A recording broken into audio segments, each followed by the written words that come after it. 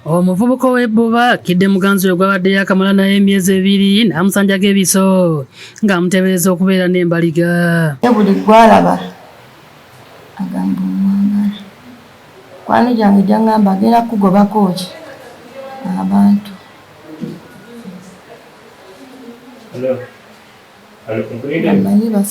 Ebiseera Jennifer Nakazo w'emyaka 37 ow'oku kyalo Nabiyagi mu ggombolola y'Ekyampisi mu disitulikiti y'e Mukono.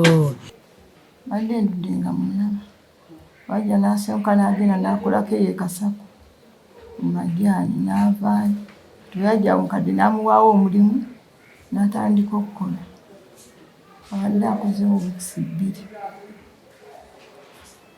Nakazo alumiriza muganziwe Paulo Watenga ow'emyaka 27 kumutema ebisa ebimukutuddeko omukono nga n'omukono omulala gulese gulebaleba nga n'amagulu akutulidde mu bisambi.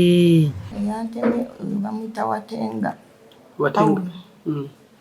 Watenga era atemye Nakazo olubale ku mutwe.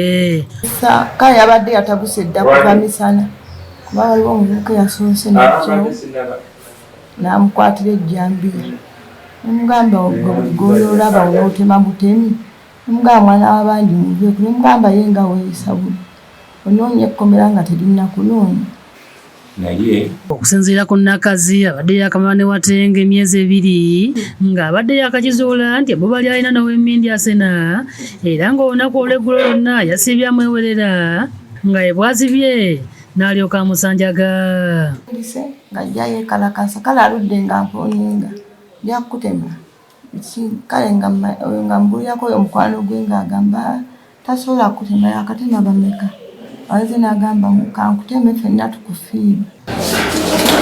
Download the app on App Store or Google Play Store now.